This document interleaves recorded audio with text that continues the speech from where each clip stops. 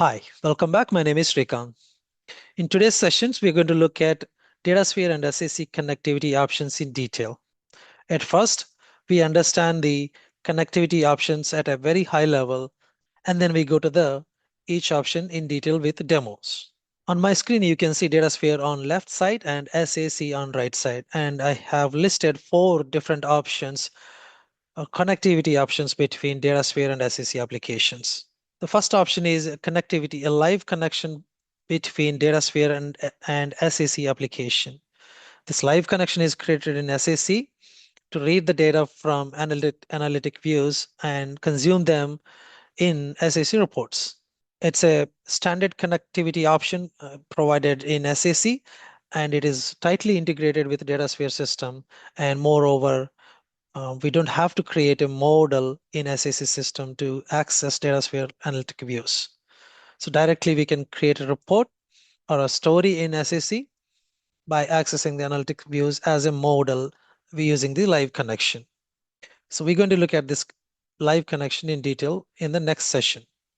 The second option is consuming the Datasphere views or graphical views or SQL views using Datasphere OData API service. Using this service, we can create a OData service connectivity in SAC and read the data from graphical or SQL views is to create a model, the import model first, and then get the data loaded into the model or dimensions. And the third option is the other way around, reading the data from SAC.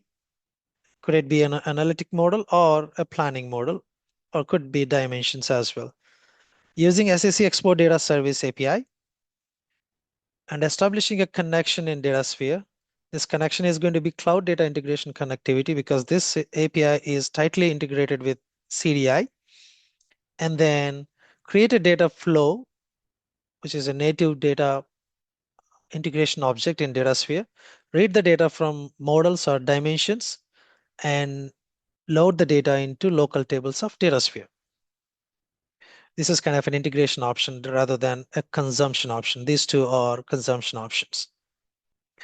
And the one in the last is number 4.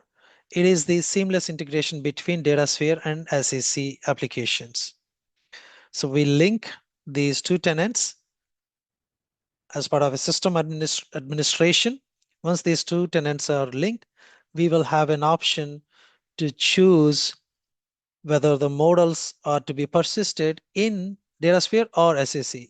So if you choose to persist these models in Datasphere, then the data gets stored in Datasphere. Though the modeling happens in SAC, but the data storage happens in Datasphere. You can also choose to keep the storage in SAC, which is uh, the traditional way to keep the data in SAC. But if you keep the data in Datasphere, there are certain advantages.